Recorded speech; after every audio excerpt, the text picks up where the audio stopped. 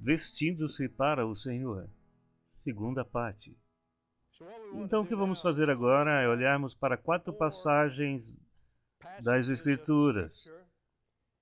Passagens muito importantes que lidam com o assunto da modéstia. Em nosso livro, lidamos com cerca de 20 ou mais de 20 passagens das Escrituras, mas hoje à noite vamos olhar apenas 4.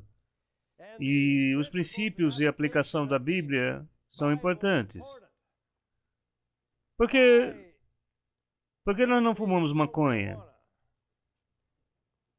Você sabe, a maioria das igrejas, mesmo as igrejas renovadas, não permitem que seus diáconos fumem maconha.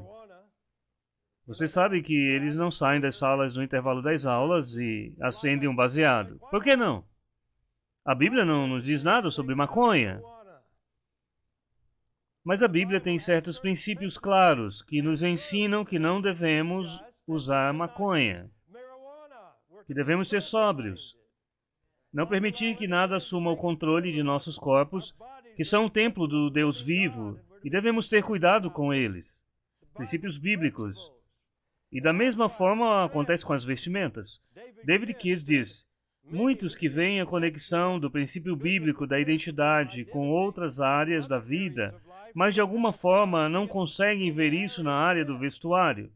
A mesma pessoa que nunca usaria a linguagem profana do mundo usa sem constrangimentos roupas semelhantemente profanas. Vamos dar uma olhada em 1 Timóteo, capítulo 2, versículos 9 e 10. 1 Timóteo, capítulo 2, versículos 9 e 10.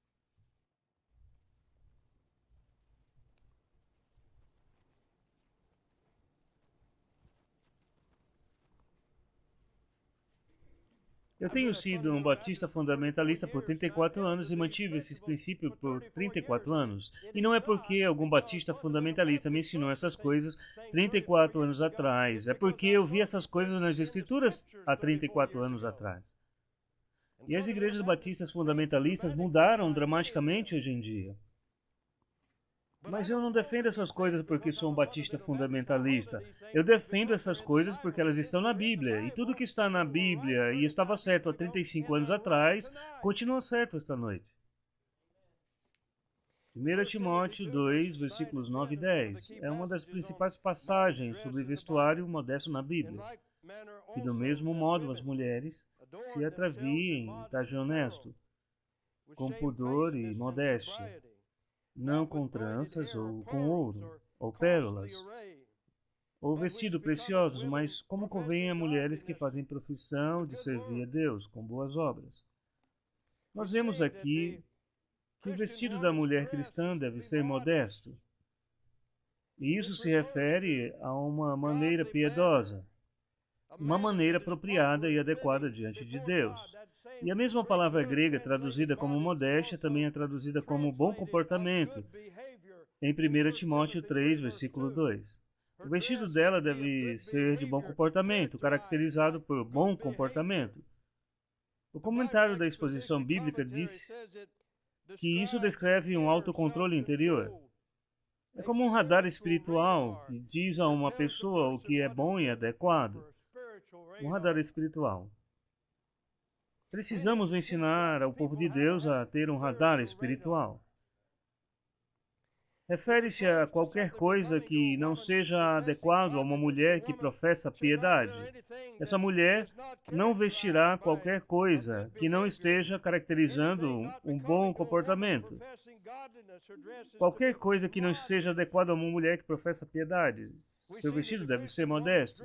Vemos que o vestido da mulher cristã é adequado para uma mulher que mostra pudor. E é uma palavra que não usamos muito hoje. Pudor. Com pudor. 1 Timóteo 2, versículo 9. A palavra grega fortemente nos traz a ideia de olhos recatados. Significa pudor para com os homens ou de todos em relação a Deus, diante de Deus. O comentário do Novo Testamento, criado por William Hendrickson, diz que recato é não ultrapassar os limites do que é apropriado. Recato é não ultrapassar os limites do que é apropriado, evitando qualquer coisa imprópria. Recato é o oposto de insolência, atrevimento, picância, impertinência, petulância, insubordinação, que é o que o mundo tenta ensinar nossas jovens a serem. Uma mulher cristã recatada não terá a atitude rebelde que diz: não me diga como me vestir, vou me vestir como eu quiser. Ela não dirá: não me importo com o que um homem antiquado diz sobre como me visto. Isso é problema deles, não vou ser esquisita. Li recentemente um exemplo de recato em um livro, e o livro se chama O Último Tiro. É a história do último tiro que foi disparado na Guerra Civil, e se você não sabe, foi lá no Alasca. Havia um navio confederado chamado Shenandoah, e a tarefa era destruir navios baleiros Yankees. Eles chegaram ao Alasca, no Mar de Bering, e 3 meses após o término da Guerra Civil, eles não sabiam, ainda estavam lá queimando e atirando. E o que aconteceu naquele navio que estava no porto, vários pequenos barcos vieram até ele. E então, um daqueles barcos, estavam 2 homens e uma mulher. E o barco virou ao lado do navio. E o autor diz que os homens vieram a bordo pingando, molhados. Mas a mulher, envergonhada pela transparência de seus vestidos ensopados, se recusou a embarcar, porque ela era recatada. Ela percebeu que não estava mais em modéstia, mesmo que ela tivesse toda aquela renda ao redor do vestido, porque ela estava molhada.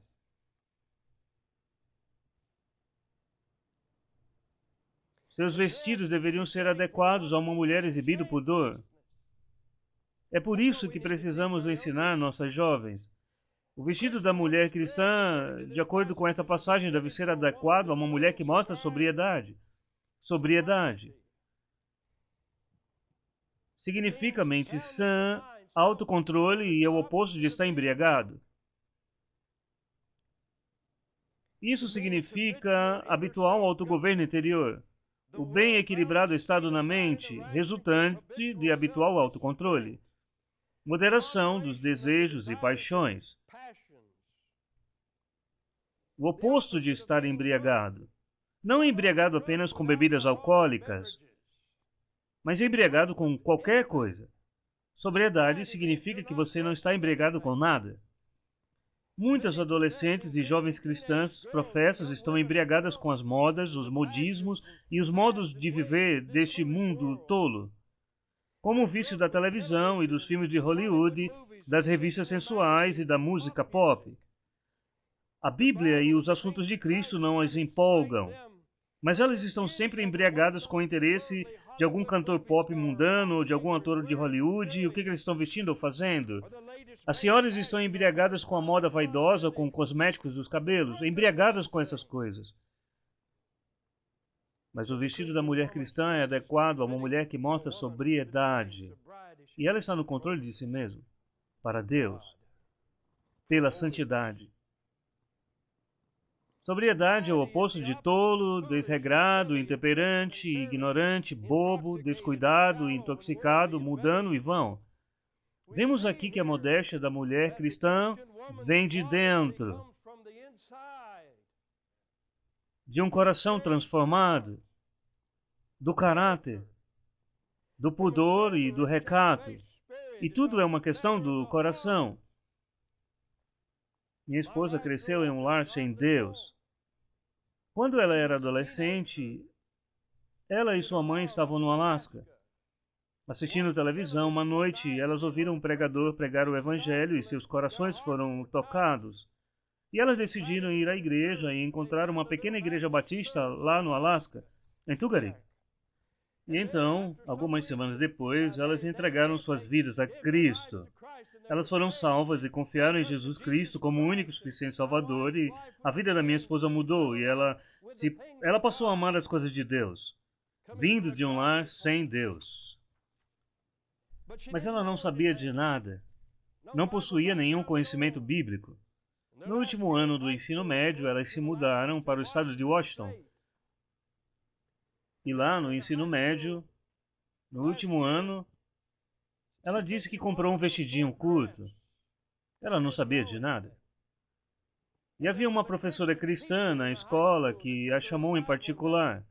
E ela disse: Linda, eu sei que você é uma cristã verdadeira e uma cristã não deveria se vestir assim. Foi repreendida em uma escola pública.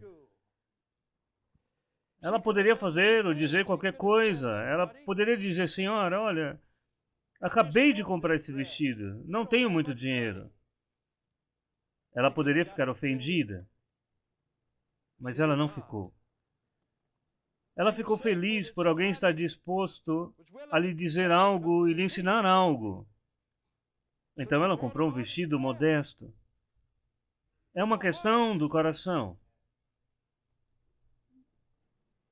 Vemos que o vestido da mulher cristã não deve ser extravagante. Não com tranças, ou com ouro, ou pérolas, ou vestidos preciosos. 1 Timóteo 2:9. Não com tranças de cabelo. Mas isso não significa que a mulher cristã não deve cuidar do seu cabelo, ou não deveria se preocupar com a aparência dela. Deus fez a mulher para ser a glória do homem, e a mulher é a parte mais bonita da criação. A Bíblia não nos ensina que a mulher deveria se deixar levar e simplesmente não se importar em como ela se parece. Então, dizendo que o foco é o seu coração e a direção da sua vida não deve ser dedicada à preocupação dessas coisas tolas. Vemos isso claramente em 1 Pedro 3, versículos 3 e 4. 1 Pedro 3, versículo 3 e 4. É muito claro.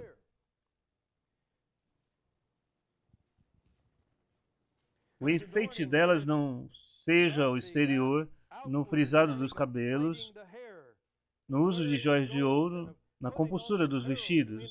Não significa que seu vestido deve ser sem compostura. Está ensinando que ela não deve colocar o coração nisso, que isso não deve ser o foco da vida dela. Todos que caíram nessa armadilha são totalmente consumidos pela moda tola e pelas coisas vãs desse mundo.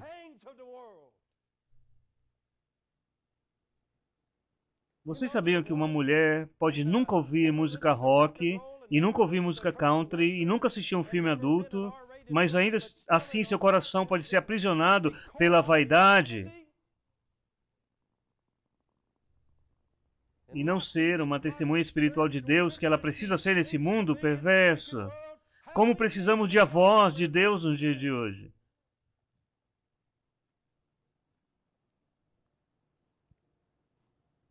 Mas o homem é encoberto no coração, no incorruptível traje de um espírito manso e quieto, que é precioso diante de Deus. E é isso. Lembro-me da minha avó materna na velhice. Ela morreu quando eu tinha 8 anos. Eu ia visitá-la e ela sempre estava em seu quarto. Não havia nenhuma criança ao redor da TV. Eu nunca a vi assistindo TV nenhuma única vez. Ela estava sempre lendo a Bíblia. Uma Bíblia manchada de lágrimas verdadeiras. Uma Bíblia manchada de lágrimas. Jejum e oração. E todo o poder das suas orações estavam lá. Vemos que o vestido da mulher cristã deve ser adequado a uma mulher que se enfeita com boas obras. A mulher cristã deve ser conhecida por ser obediente a Deus e em seu serviço a Jesus Cristo. E essa é a primeira coisa que devemos pensar quando olhamos para ela. Aquela mulher ama a Deus. Enfeita-se com boas obras. Olhe comigo para Tito, capítulo 2, versículos 3 e 5. Tito, capítulo 2, versículos 3 a 5. Esta é outra passagem importante sobre modéstia. As mulheres idosas, semelhantemente, que sejam sérias no seu viver, como convém às santas, não caluniadoras, não dadas a muito vinho, mestras no bem, para que ensinem as mulheres novas a serem prudentes, a amarem seus maridos e amarem seus filhos, a serem modestas, castas, boas donas de casa, sujeitas a seus maridos, a fim de que a palavra de Deus não seja blasfemada. Vemos que essas são as coisas que se tornam sólidas essa doutrina do verso 1. Esses assuntos não são problemas periféricos. Não é legalismo enfatizar uma vida santa para o povo de Deus. Que absurdo dizer isso. Isso nos diz que as mulheres mais velhas devem ter esse comportamento à medida que se santificam. Significa a vida que elas vivem. Elas devem viver suas vidas de maneira a trazer glória ao Cristo que professam. Homens e mulheres idosas devem ser exemplos para a geração mais jovem. Vemos que mulheres idosas vivem em santidade em vez de serem profanas e mundanas, lendo revistas de romances sexuais ou assistindo algum programa profano de televisão ou filmes imorais de Hollywood. Marilyn Manson, a estrela do rock, o blasfemo roqueiro do anticristo. Ele conta em sua autobiografia como ele foi influenciado, quando menino, pela literatura perversa que encontrou no porão do seu avô.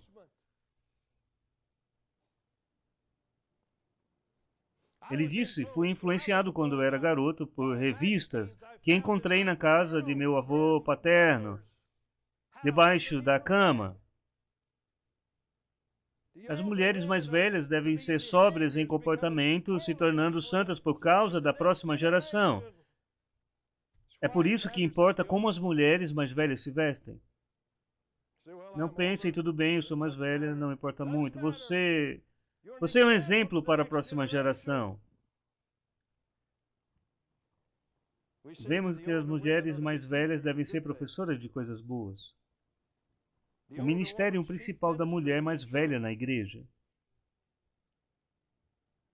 Vemos as qualidades de uma jovem cristã que agrada ao Senhor. Ela tem que ser sóbria e discreta, no controle de si mesma, que é tão oposto ao que o mundo quer ensinar nossas jovens a serem hoje, a serem bobas, a serem tolas, serem escravizadas na vaidade, cultuarem as coisas, os modismos e os produtos vão da indústria da moda, a serem consumidos por suas aparências físicas. Mulheres jovens devem ser sóbrias e discretas, e castas. A mesma palavra grega traduzida pura em Filipenses 4:8. Pura, inocente, modesta, casta. O Espírito Santo está enfatizando a pureza moral que deve caracterizar as esposas e as mães cristãs. De certa forma, as mulheres estabelecem o padrão de moralidade em uma sociedade, tanto na igreja como na sociedade em geral. E se as mulheres não são castas, tudo ao seu redor se torna impuro. Olhe comigo Isaías 3, versículo 16. Isaías 3, versículo 16. A terceira passagem.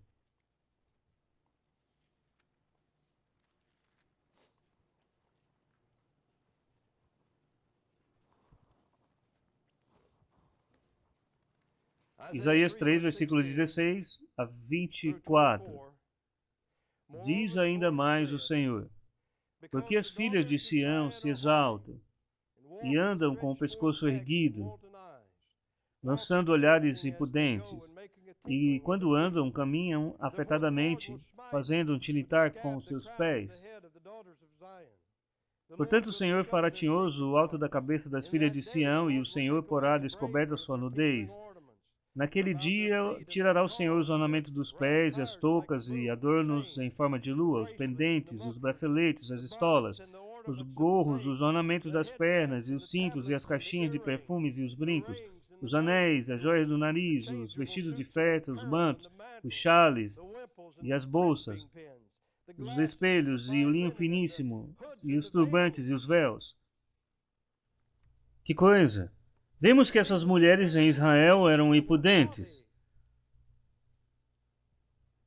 É muito oposto ao pudor, elas eram impudentes, vivendo em orgulho. A indústria da moda hoje na América apela para esse orgulho. Incentiva as mulheres a abandonarem sua timidez feminina natural. As endurece e depois as torna grosseiras e orgulhosas. Elas eram impudentes. Elas tinham olhos devassos. Strong diz que isso significa ansiar por conquistas. Jameson Fawcett Brown diz que significa fazer seus olhos brilharem ao redor. Querem sempre saber se alguém está olhando para elas. O mesmo tipo de garotas que está sempre tentando ver se alguém está olhando para elas. Quando estão caminhando no shopping ou em qualquer outro lugar, elas lançam um olhar ao redor e se perguntam se ainda não chamaram a atenção dos rapazes. Olhos devassos. A Bíblia diz que elas andavam de maneira afetada, de maneira a chamar a atenção para si mesmas, para seus corpos, forçando os homens a notá-las, e em como elas caminhavam.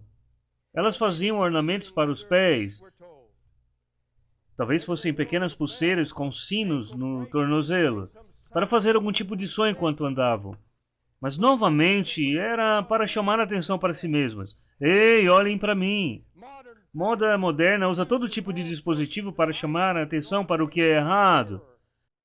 Cortes de roupas sensuais, roupas decotadas, saias curtas, barrigas à mostra, sapatos escandalosos e provocantes, cores fortes e conflitantes, tatuagens, todos os tipos de dispositivos para dar atenção ao que é errado.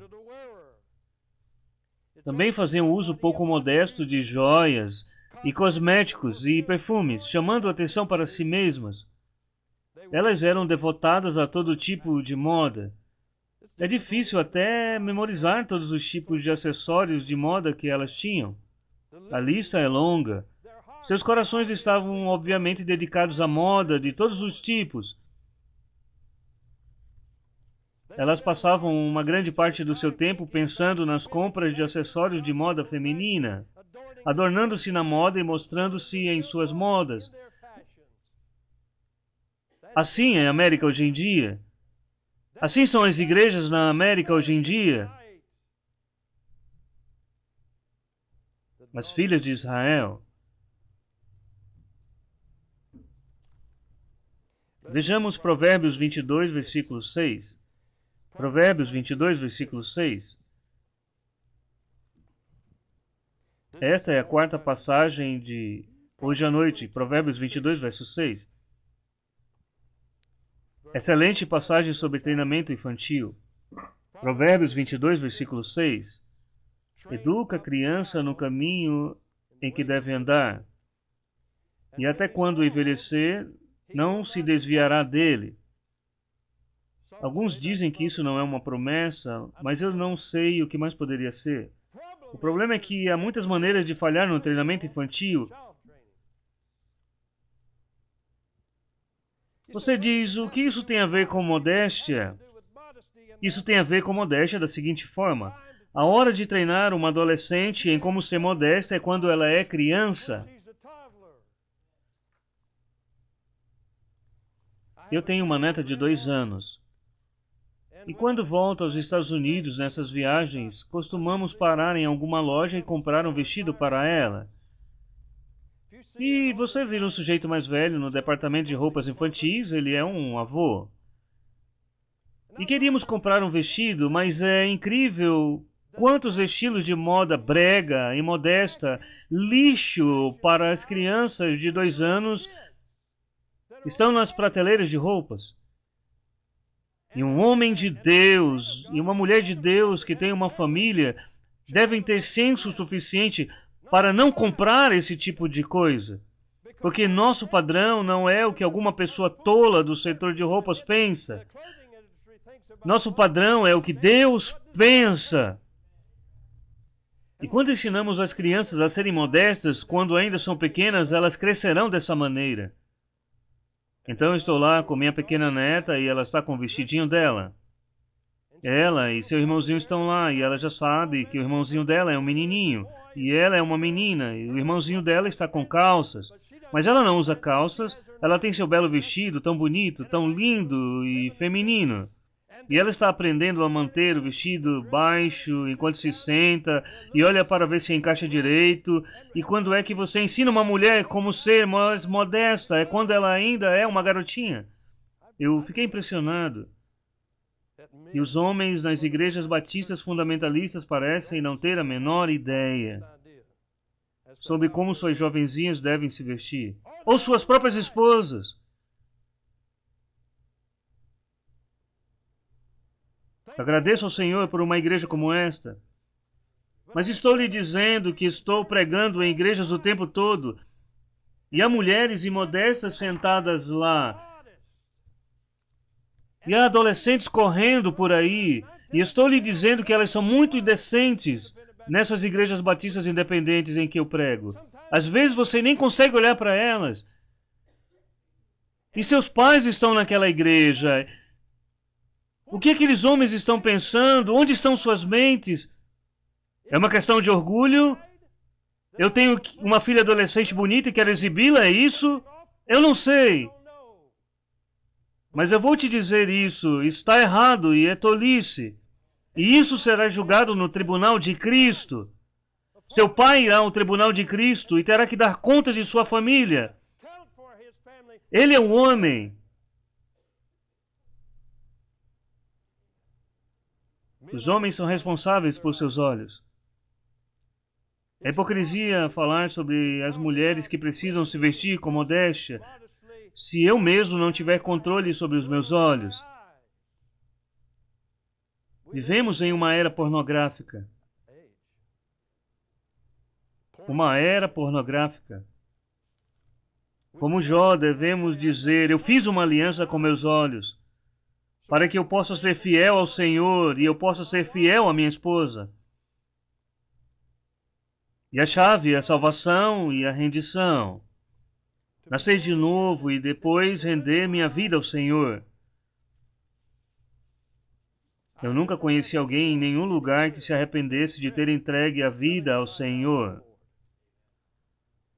Vocês, jovens aqui hoje à noite, se vocês fizerem isso, nunca se arrependerão.